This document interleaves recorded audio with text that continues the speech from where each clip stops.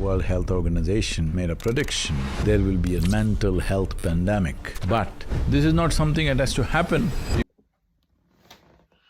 Good morning, guys. I'm sure everyone is well aware of what this month is all about. Amongst other things, we have the Mental Health Awareness Month. So I want to challenge you to some eye-opening truth of the world mental health states. There's no doubt we are in a mental health crisis globally. And there's no doubt yet again that the need for action on mental health is indisputable and it's rather urgent. The WHO Director General has this to say: despite progress, one person still dies every 40 seconds from suicide.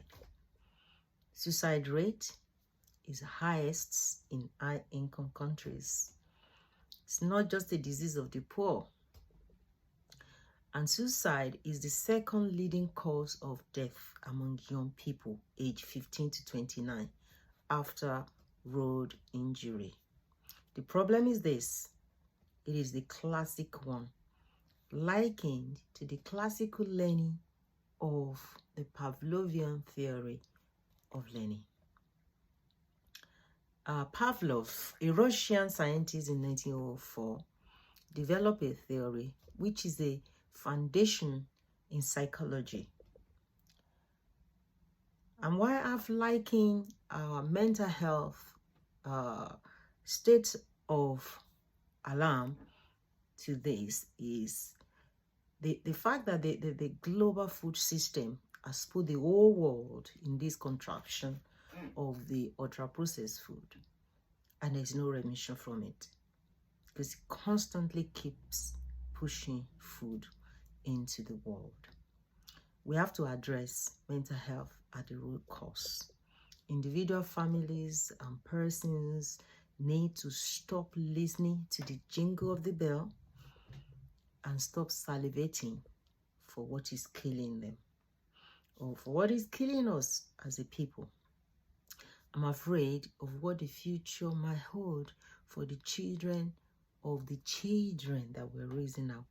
The millennia, the Gen Z, the toddlers of today. If we don't do anything, what does their future look like? If 15 to 29-year-olds are committing suicide left, right, and center globally, and yet, what are we doing to attack the root cause? The food system of the world is profit-driven, and they are not going to relent. They are not relenting in luring the dogs into salivating and eating their mates. This is very proverbial.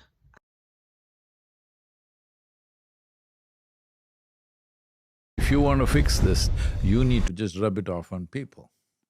Some stats for you that support what you said earlier. Someone dies by suicide in the UK every 90 minutes. 76% of them are male. The single biggest cause of death for men under the age of 45 here in the UK is by suicide. You don't mind me saying, but you sound like you're pretty exhausted at the moment. I am. We're not afraid of hard work. The problem is now we're down to the marrow in the health service. We're beyond the bone, we're into the marrow, and there just isn't enough time to give. And it's not just a primary care issue. A survey of UK doctors across the health service found almost half say their mental health is worse than during the pandemic. One of the issues is staff shortages. Two options: to either stop, like in a very morbid and crude sense, to, take your own life, or to carry on. When you're hurting as much as you do on the inside with that sort of thing, where you just don't want to be anymore, you don't want to tell people and admit and say it out loud. When things were overwhelming and I got really emotional, I always thought, oh, what's the next thing that I can do to hurt myself?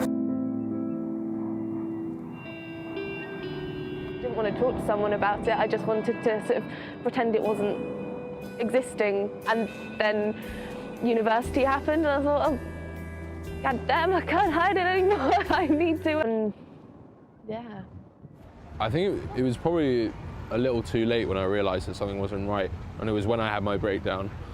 And I have to acknowledge that it's a very personal experience, but I didn't find that the university really helped at all, and I felt that I was just a number. Yesterday I told my mum I was going to do this and speak on camera about my own mental health, and I don't think she meant any harm by it, but her reaction was, "Are you sure that's something you want?" So when I was at university, I suffered from bouts of depression and anxiety. It took years and years for me to come to the realisation that I was really going to need to speak to someone about these issues if I wanted them to get better. And when you're at your wit's end, that's when you go and seek out help. And then all of a sudden you're sitting on a waiting list for 3-4 months.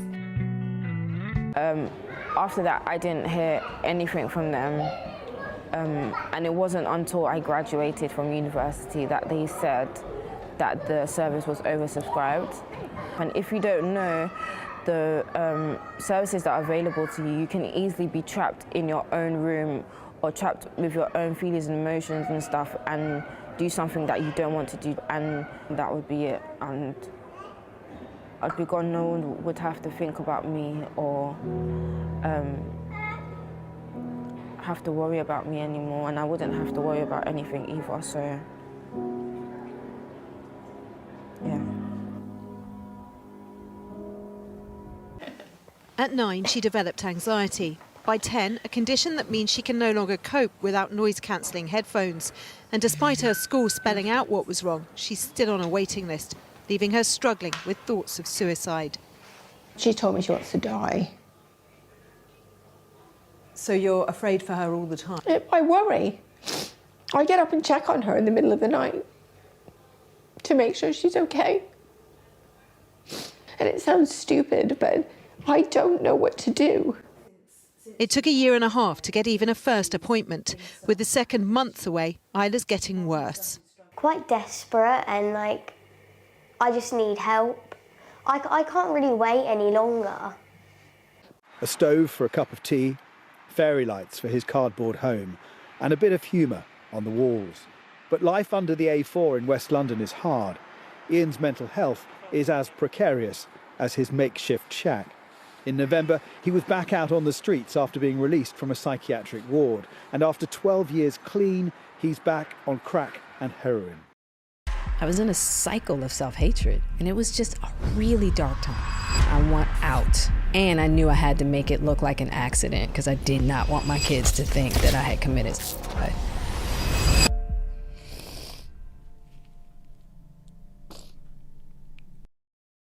For decades, it's been a taboo subject, and in some communities, it still is. If you're a black man in Britain, you're 17 times more likely to be diagnosed with a serious mental health condition than if you're white. It's a startling statistic, and it led blogger and DJ Keith Dubay to make a film for the BBC to investigate why.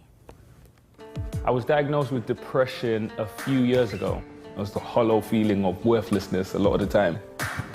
It was a horrible experience. It was very confusing because black people don't really do mental illness, so it's not something you grow up hearing a lot about. I think my lowest point was when I was continually waking up thinking, I don't want to live anymore. For over 2 years, I didn't utter a single word about my depression to anyone. I was too ashamed. But then I decided to out myself. I wrote a blog, closed my laptop, and I went to sleep. So I've woken up a couple of hours later, and yeah, I had a crazy amount of messages from people. All of the messages were positive. And I also did realize that there were a lot of people just like me that were going through the exact same things I was. One message in particular has caught my eye. It's from a 20-year-old uni student from Surrey called Simone. So when did you first kind of feel like something wasn't right? I think one time in year 10, there was a week where I just started having breakdowns. I remember there was one time when I just started crying randomly during break time. I realised there was something wrong. So at any point, did you speak to your parents about? I felt like if I was to tell my parents, they would just kind of brush over it and not kind of find out the root of the problem. Do you feel like there's a stigma surrounding mental health? you know. With parents, especially African parents, they don't have enough knowledge about it, especially the ones that were born and raised in Africa, like my parents were born and raised in Congo. I think I'm ready. Thursday, the CDC published a comprehensive report on the mental health of American children. It covers 7 years of data and shows a troubling reality about rising anxiety and depression in our kids. Most striking, though, is that the research... And I know you've got the message. Join me and the team on Saturday to learn more.